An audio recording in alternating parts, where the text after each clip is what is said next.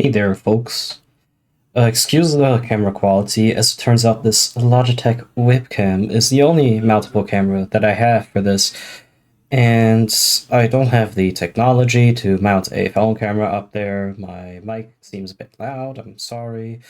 Yeah.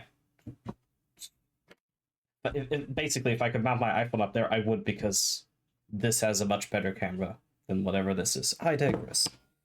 Wait, I have two specimens in front of me. They both accomplish the same thing. They play these games. They're called Game Boy or Game Boy Color games. Both of them work. Um, one is an actual Game Boy Color, and one is not.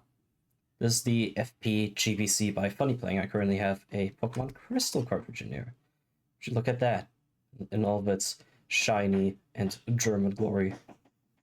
Right. So let's get into this real quick. I want to compare these two and record it on a video. Which one should you buy in current year? Which one is probably better value? If you don't want to watch the entire video, I'm gonna say it right now. This is better value. Why? It's modern parts. They're all made in the current year. And if you look on eBay and you look at the prices of used Game Boy Colors, they'll be like an onion. You will cry. Basically, what I'm trying to tell you is Game Boys are fucking expensive now. It's just how it is.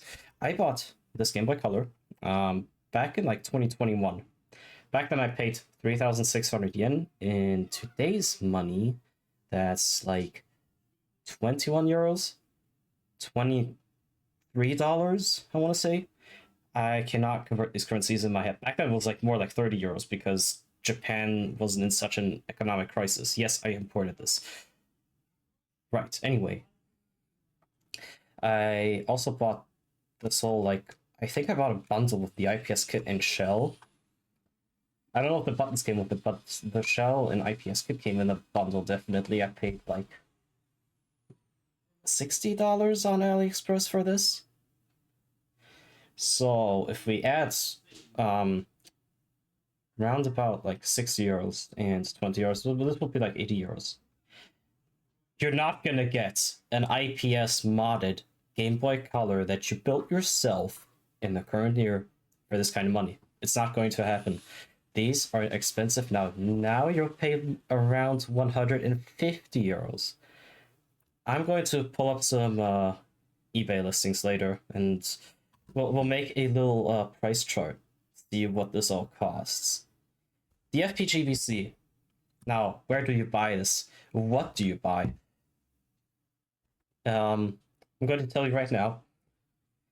Buy the FPGBC kit for $70. It is currently on sale for $70. It's usually $80. You buy a shell. So I bought this frosted or atomic black shell, which I think looks really nice. You buy your buttons, which I have some transparent purple buttons. You can't see them really well because this camera's shit. And some membranes. You add all that together, you come out to exactly $83.60 right now. Off sale, $93.60. That is pretty good for all modern parts, right? And it plays the same games, right? So there must be some sort of caveat as to why this is so much cheaper than not only an analog pocket, but also just modding a Game Boy, like building an IPS modded Game Boy yourself, or buying one off eBay, because there are people who sell IPS modded Game Boys on eBay. I even see them crop up on Mercari these days. I've seen an FPGBC on Mercari. I'm not gonna go to the lengths of importing one from Japan if I can build it myself with parts from China or directly from Funny Playing. You can also buy the FPGC parts from Retro Game Repair Shop if you're in the US, Retro Modding if you're Canadian, Z Labs if you're European. They're UK based, so European and British people. Z Labs has them, and I think the only reseller left is Retro Rights, which is German, but they currently don't sell the shells. They stated on their website they will start carrying the FPGBC shells in Q2 of 2024. So Retro Heights is currently not a good option because you can't order a shell with your FPGBC kit. And you'll definitely want to order a shell because we'll get into the full feature set later, but you can already see that there's a USB-C cutout instead of a DC jack cutout. So if you don't want to ruin a shell or cut a shell yourself, depending on if you're skilled enough in cutting shells, will either make a good cut or you'll ruin it. But if you don't want to ruin a shell yourself, you're gonna have to order one, and they currently don't carry them, so they're a bad option to buy them. I just noticed the sun came through, so it's a little bit brighter now. Anyway, what do these two have in common? They have an IPS screen, a BlackBerry Q5 IPS screen. They have, yeah, they both play the same games. That's where the similarities end. This does not have infrared. It has a larger viewport than the Game Boy Color. I guess the button layouts is the same, yeah, of course, because Funny Playing just wants to reuse his parts. He doesn't want to do anything super custom. And honestly, this is fine as it is. If I was Funny Playing, I would move down the A button, because then you could have a naturally angled thumb. Funny Playing, please move this A button down. It'll do us all a great favor. I know this is like supposed to be somewhat authentic to how a Game Boy Color would look, but please, just hear me out, right? Thank you in advance. Anyway, so I'll demo these two. I'll show you what they do, and I guess we'll see from there. I'm gonna start with a regular Game Boy game. Of course, Game Boy Color plays Game Boy games. Everyone knows this. I don't think I'm sharing any valuable new information here. I'm going to immediately put it on the grayscale, and it's not winning the game because it's stupid. It does that sometimes. These are old card slots. They're a bit finicky.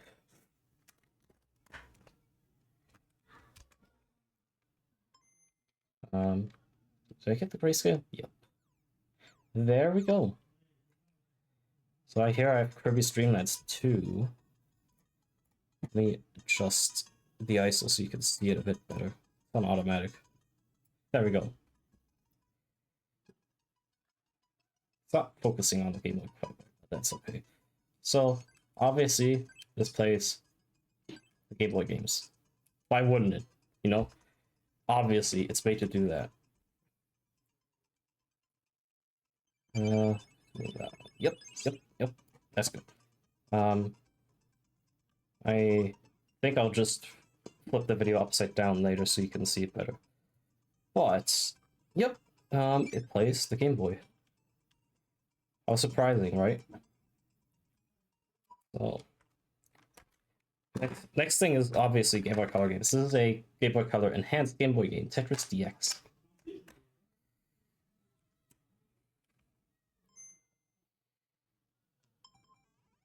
It's booting up right away. This cartridge is good. Yep. Yep, there's my save. Nice.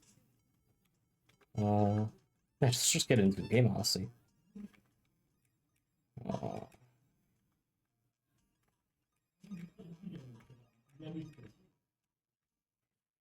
You get the idea. It plays Game Boy. Now, we have some Game Boy Color exclusives. How about that German copy of Pokemon Crystal?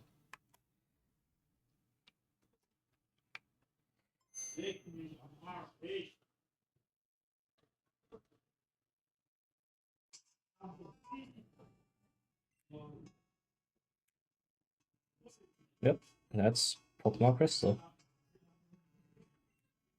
course, this is my test save with 38 caught Pokemon. Pokedex, don't tell anyone. 16 hours of playtime and all 16 badges. Right. We have flashcards as well. I have two kinds of flashcards here. This is an Inside Gadgets flashcard, 2 MB ROM, 32 KB FRAM, I believe. Am I correct on this? And MBC5 mapper. That's what it is. I have Kirby Streamland 2 flash onto this card because my genuine cartridge likes to wipe my saves, even though I'm using it correctly. I'm not hot swapping it into any Game Boy Color. It likes to wipe my saves. I think the battery is bad. I cannot be bothered to replace the battery in this if I have this FRAM flash card, which means it's never going to wipe my save unless I hot swap it. And even then, I imagine this has some kind of protection. But yeah, there's my save. This way. I cannot play this game upside down, I'm sorry. At least for me, it's upside down. For you, it will be, probably.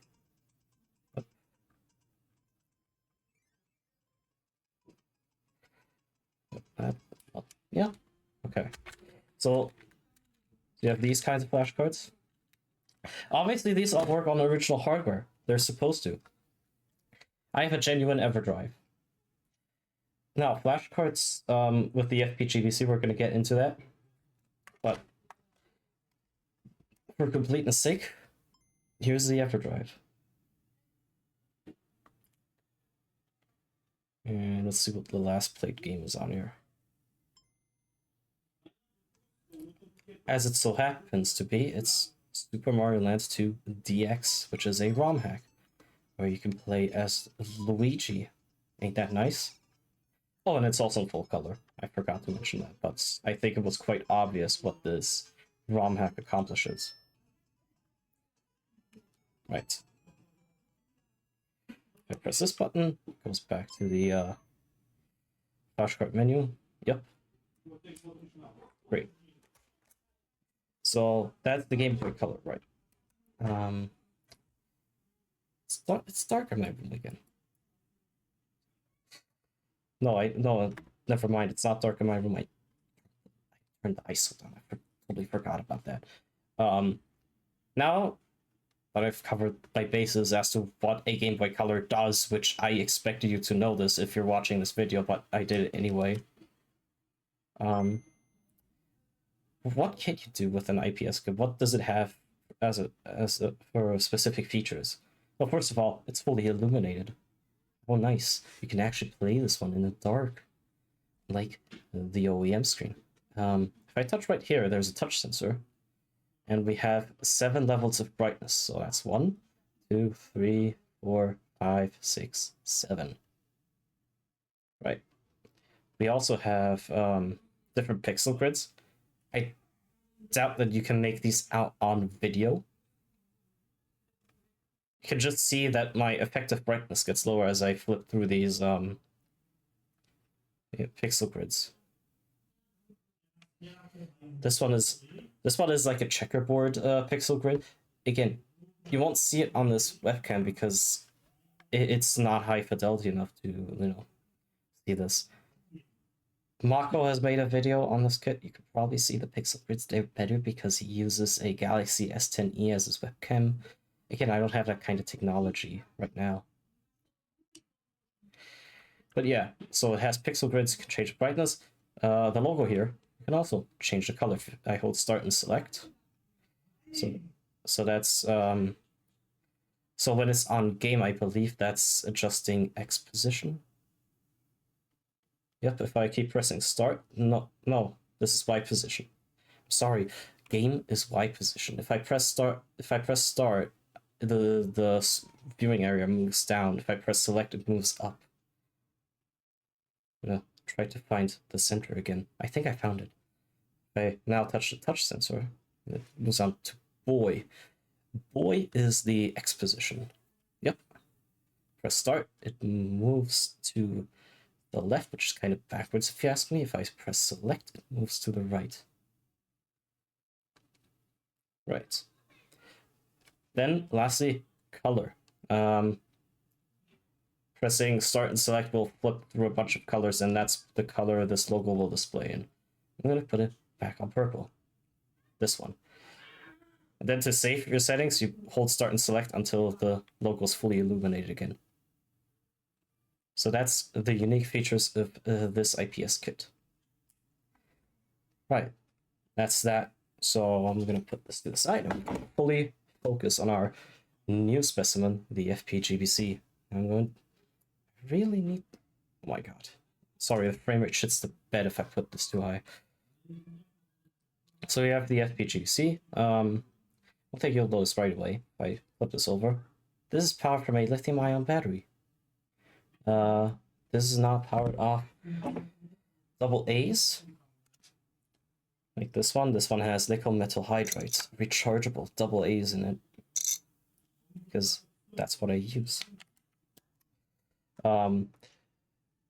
The shell did come with battery contacts right here for double A's, but they're useless because the board currently does not have solder pads for battery contacts. There are no battery contacts on the board. There's just a little mini connector for your lithium-ion battery. The more you know. So lithium-ion battery is currently a requirement for this thing. That's why it comes included in the kit. And we'll start putting in some games and see how they play. I'm starting off with Kirby's Dream Land 2. This works right away. It might be finicky. Oh my god, it's doing this.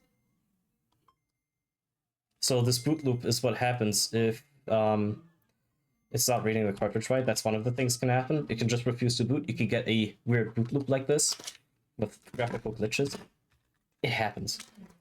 That just means bad cartridge contact, right? Right. I know my. Oh my god. Hang on. I have to blow it seems. Now it's not putting it. Oh. I'll get into this later. I'll talk about this, but.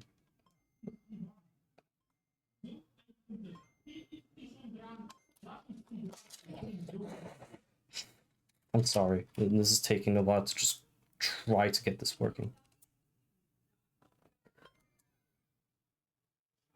Please? I wasn't this autistic before. I know there was an ongoing issue with this, but it should work, in theory. There we go. I'm sorry. I'm sorry, that took a while. No, wait. Is it a bug with the palettes and this game specifically? I think it is. Well, the more you know. We have just discovered a bug together for the firmware. Funny Plane, if you're watching this, palette adjustment is currently wonky at best. So this is going to look absolutely disgusting because I'm in Game Boy Color mode. And also the sprites render wrong, but we can fix it. There's gameplay color fix. There we go. Save. I'll get into the full feature set right after I. But you can see it plays games, and that's all fine and good. Now,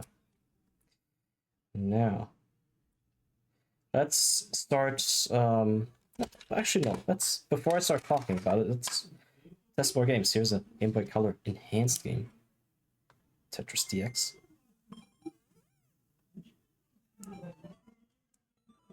Tets. You know what that means? We have to change these settings again. There we go. I'll talk about the setting in a bit. Yeah.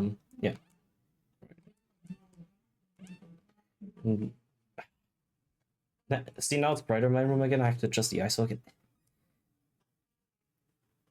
It's just not a good time to record right now with sunny and clouds in between. Not with this webcam. Right. I could turn on like the overhead lamp in my room. I'm not gonna. I can't be bothered getting up from my chair because I'm lazy. But yeah, see, plays games. Wow. So that's a Game Boy Color enhanced game. Now the Game Boy Color exclusive Pokemon Crystal, German. I have to say that every time? I don't think I do. I'm gonna do it anyway. Yep. And that's loading up all the same. Wow. So there you can kind of already see, aside from that palette selection bug, which I'm experiencing with Kirby Stream 2, I don't know if it happens with any other games, I haven't tested it. Aside from that, it plays every Game Boy and Game Boy Color game so long as you have the original cartridge. Now let's get to flashcards. I have an Easy Flash Junior. It's dead.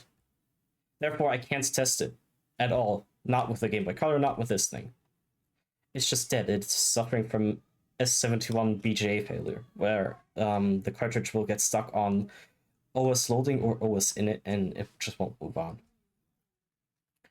Basically, the card gets stuck during the process. I have an EverDrive, the genuine one, I should say. Apparently, EverDrive clones also work, according to other people. If you've already watched some of the other videos on this thing, you'll know those people typically use an EverDrive clone, and they say, and obviously, they say it works. And apparently, it's not recommended to use flashcards with the FPGBC. Mostly because it's just extremely finicky to get going. Now, okay, I'm gonna talk about it. The FPGBC is extremely finicky with some cartridges. If the contact is not 100% perfect, it will not boot.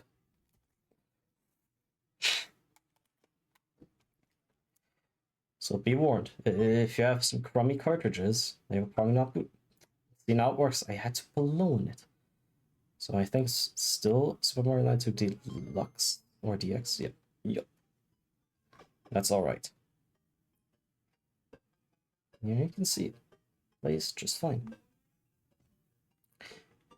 I should probably get into an actual level instead of talking about how it actually plays.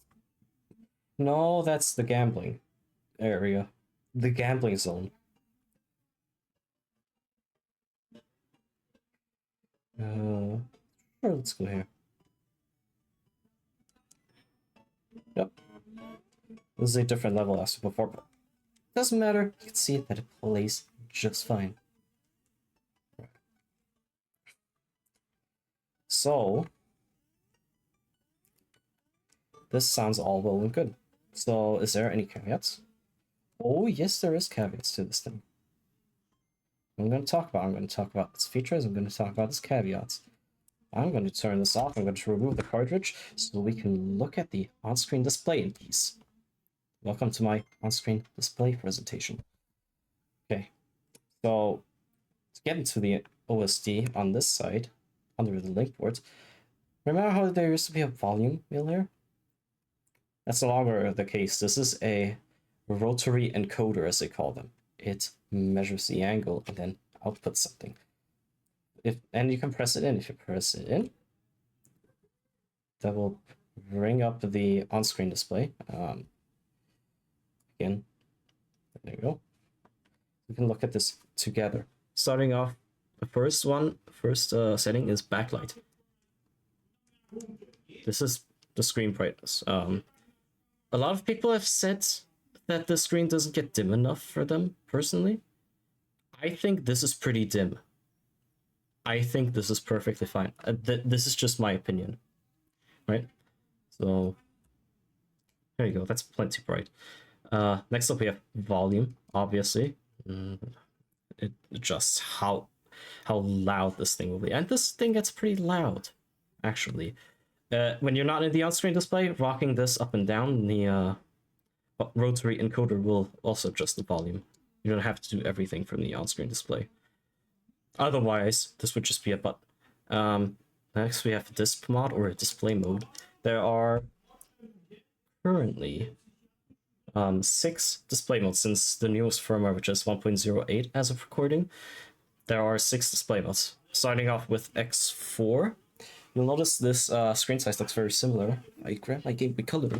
It's the exact same size as if you were using an IPS kit for the original. So that's quite snazzy. The next one is X4P. This is X4 with a pixel grid, the same pixel grid present on the IPS kits at the very end. Oh god, please focus. Thank you. Then there's full, which covers the entire area of the screen. The next one is X4MU, X4PMU, and then there's full MU. This changes the colors a bit. I believe this renders colors closer to how, for example, BGB would render colors. I believe that's what the MU stands for. It stands for emulator.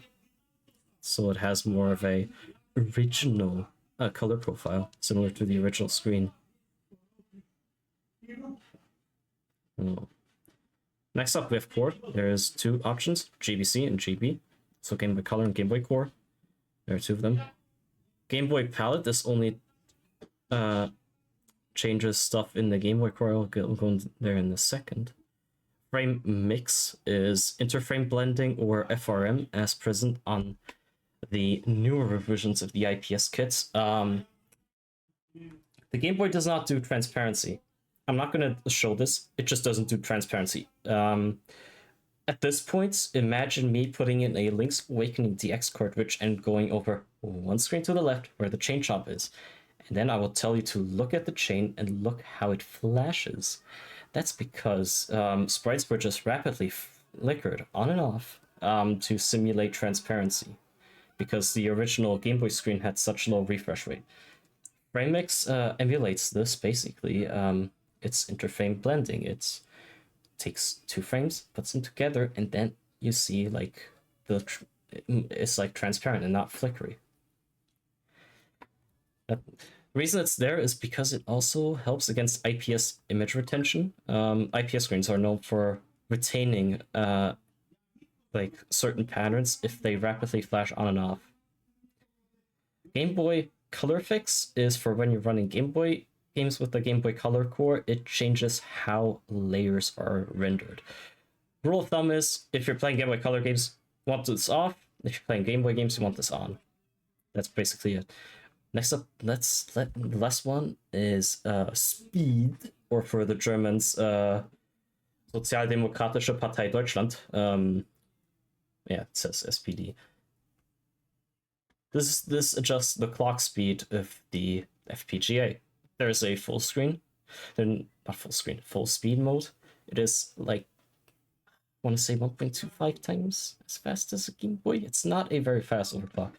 And it goes all the way down to slow motion.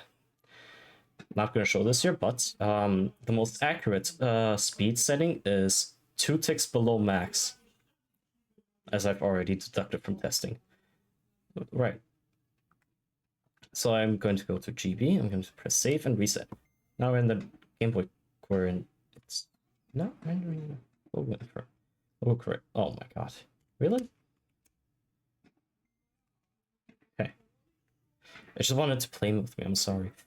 Yeah. Oh my god. Freeze again. The Game Boy Core is wonky right now because it will halt the FPGA if you don't have a game inserted.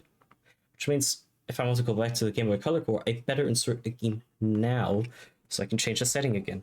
And we have to do this anyway to look at all the settings. Which one do I put in? Any should work, but no. There we go. So I'm not sure if that's a bug or a feature, the fact that it just halts the FPGA when you're on the Game Boy core and you don't have a game inserted. That's just how it is right now. So let's take a look at the last setting here, Game Boy Palette. And this is like the color palette setting on the Game Boy Pocket and DMG IPS kits. So you basically got a double whammy instead of in terms of features. It's like a Game Boy Color IPS kit and Game Boy IPS kit. It does both feature sets. There are 12 palettes in total. I usually just play on number 1 right here, Grayscale. I like it this way. You might like the number 3, which is a sort of greenish one. 4 is very green, and 5 it starts getting blue. But I would say that 3 is closest to the original, like, greenish yellow DMG color. But I prefer grayscale. That's just me. GB color fix. This is again, this is exclusively for the Game Boy Color where it changes how layers are rendered. So yeah.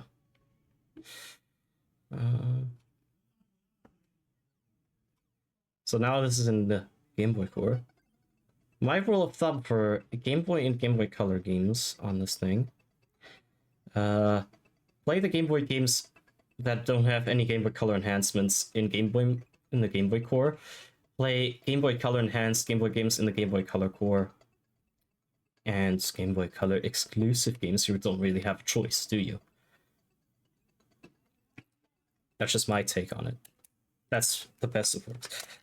I'm going to get the EverDrive in here. And it's going to give me a bunch of trouble again. I can already smell it. Oh. Never mind. This time it just decided to work right away. Okay. So, let's go select device info. It thinks this is a Game Boy. What a surprise, right? So, yep, I'm going to go into Game Boy. Let's pick out a game that's... how about we pick one that is Game Boy Color Enhanced Game Boy game. So this is loading up Pokemon Yellow here. The English release. There's Pikachu in all of his great glory. I have a blank save here. I'm gonna save us. Wow. Yeah. Okay. So this works. Now, one neat thing about the EverDrive is you don't have to boot out of the game to change core, or when you change core, you don't have to reselect the game. Instead, you flip it onto GBC, hit save, reset, and it will load up the game again, because that's currently what it wants to load in memory. There's Pikachu. This time it's yellow. A yellow rat. And there it is now with color. Of course, since this is originally a Game Boy game, it doesn't have very many colors, and Palette Town, I think it's called Palette Town. Is it? Chat, I don't remember the place names in Pokemon. Am I going insane? Has my childhood been a lie? Anyway, this is... I was right, it's Palette Town. But my question about Palette Town is, out of all palettes to choose, why CGA? I don't know. But yeah. Since this is not a Game Boy Color game, it's essentially just replacing the 4 shades of gray with different colors. That's all it's doing for this game. That's why we have a Palette Town in CGA colors. More you know. So, oh my god, I'm getting Discord pings, I'm sorry. That's pretty much it in terms of features. How do you update the firmware? Sorry about the... oh my god, I can't see shit like this. There we go. As I said previously, you have a USB-C port. New feature. This is how you charge the battery, and this is how you update the firmware. You take a USB-C cable. I'll grab one right now. In fact, here's one. It's a Nintendo cable. Plug it in into the console, and then you have your other end right here. If I go down, sorry. USB-A goes into your computer. This goes into your computer. Make sure you don't have a game inserted. Wait. There we go. Make sure you don't have a game inserted. Plug it into your computer. Turn it on. It will show up in Windows as a removable storage medium. You get a file called update.bin, which is your FPGBC firmware. You can download this either from Funnyplaying's website or from Mako's GitHub repository. Some versions with a more authentic boot logo on there if you're into that. I just keep the default one because I honestly don't care. So you grab your firmware file, you just drag it on there, onto the removable medium named Funny Play. It will start updating the firmware of the FPGBC, and then once it's done, it automatically restarts. And then you can unplug. Don't unplug it while you're flashing the firmware. That's bad. That's naughty. You could brick it. I haven't tried it, and I do not wish to try it, but I think it does bad things. Let me go. So, and I no longer have to be zoomed in, guys, when we're not displaying any more features because I've covered everything. Okay. Oops, it fell to the ground. I'm sorry. So you charge the battery. It's also USB-C port. You can use a USB PD, USB-C charger, so a charger with either a pre-attached USB-C cable that claims it's 45 watts, like my Shikoni brick, or a power brick with a USB-C port on it, or a USB-C to C cable. That works. It charges at 5 volts, 1 amp, so 5 watts. That's twice as fast as the 1.0 revision, which charged at 500 milliamps. More you know. Basically, if you got the 1.0 revision of the FPGBC, I'm sorry, but you got punked by early adopter tax. You're paying that tax in terms of lack of charging speed and possibly lack of firmware updates in the future. And Funnyplaying doesn't really have a support plan for this. He's not replacing your kit free of charge if you have a 1.0 kit. So early adopter tax is in full force. Right. Anything else I want to say? Can't really think of anything else. Oh yeah, we wanted to talk about price. I've already talked about this. $83.60. You order everything. You order new membranes, new buttons, a shell, and kit.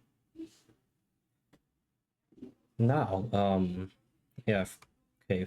We talked about this in the beginning. Well, see, I don't know what to do next. How to end this video? I don't have a script. I'm doing here everything off script, so you know. So don't really have a plan now, do I? I've covered everything. Theoretically, I could end the video right here. I kind of want to keep yapping, but tough choice.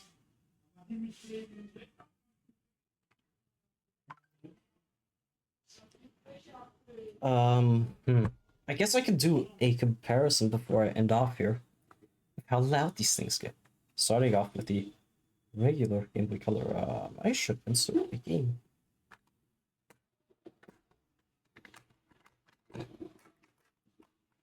So, in color,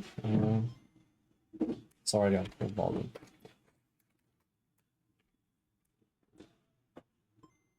Did you notice my power LED is green? By the way, I started that all by myself.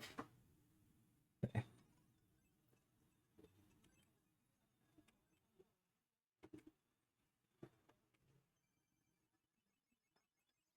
So, you cannot actually hear it right now because I have noise cancelling on in OBS. It's like here.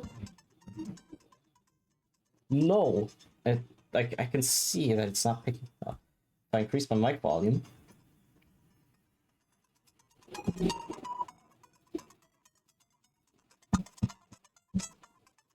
Let me turn off noise cancelling actually. This is not working right now. Although, really. There we go.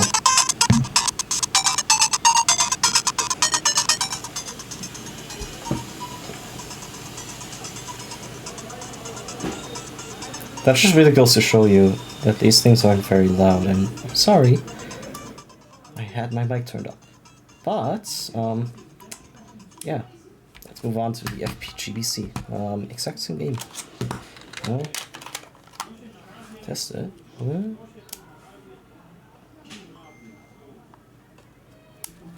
my god. Excuse me. This isn't working. Again. Oh my god. I also want to say it's partially because of the shell of this cartridge. It's an Inside Gadgets one. The shells on these cartridges aren't particularly high quality.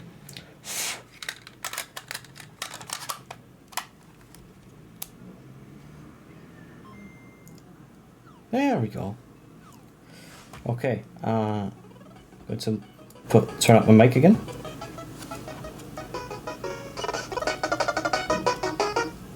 Is that full volume? It is.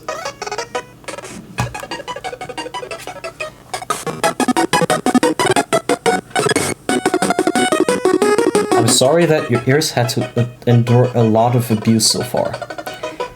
But that just goes to show you that this is much louder.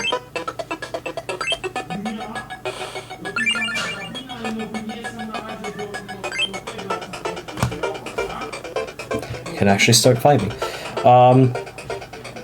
Noise. I should do a noise comparison. Maybe. Let's do it.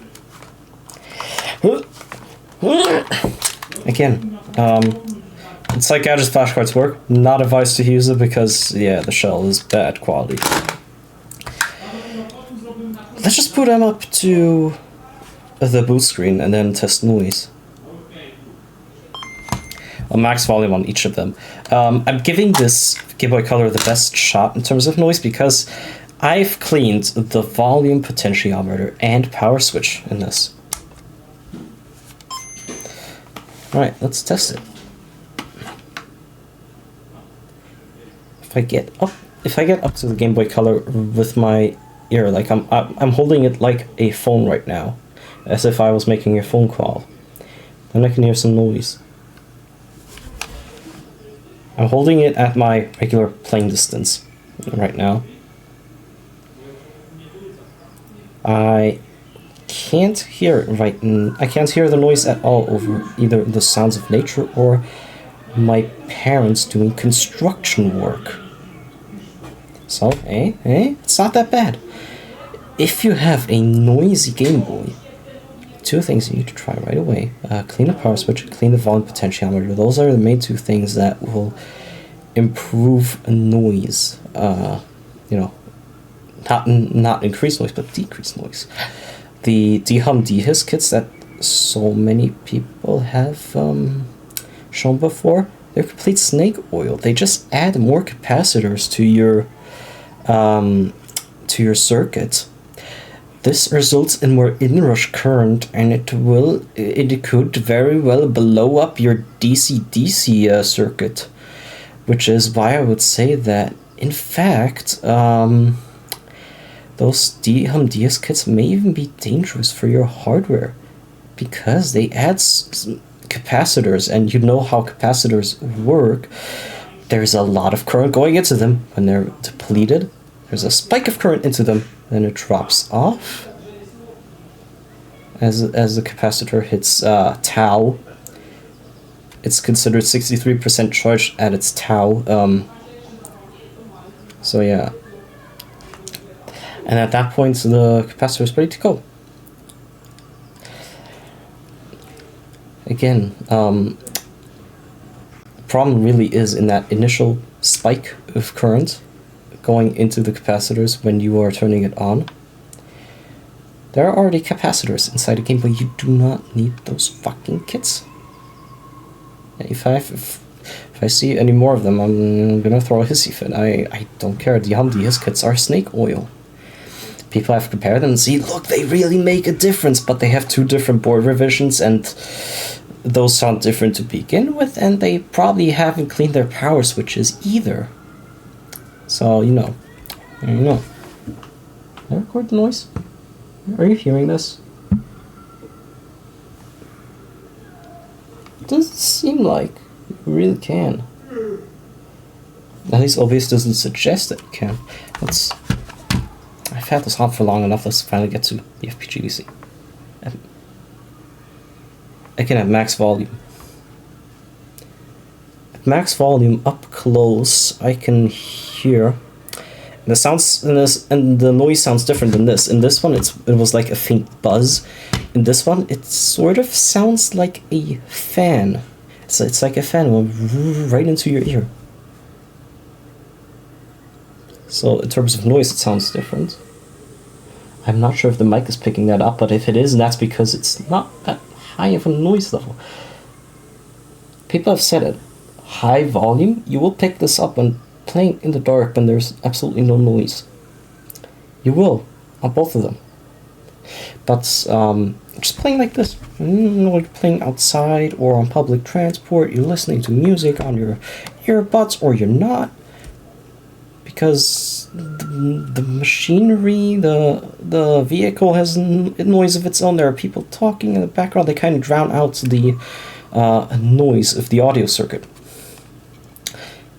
Again, this is at max volume. It's really only at max volume that I can hear that you can hear it really well. If I turn it down, actually, I lied. The noise doesn't really go away. So, no, it's a bass noise. God damn it. You see, the noise is even down all the way. It's off. If you can't stand noise, don't plug in the speaker, I guess. Because there's not really have another choice, do you? So yeah, it sounds like a fan. The noise on this sounds like a fan. And this, it's a buzz. But yeah. Just sort of off the script. Everything is off the script, but like here's a complete offhand voice comparison to the end, I guess. I really don't have anything more. Well, what do I add now? Nothing. Because I've covered everything. I don't need to cover any more. Yeah, I don't know how to end this video. I will leave a link to my channel right here around the screen somewhere, and go subscribe, please. Thank you. Go like the video as well if you liked it.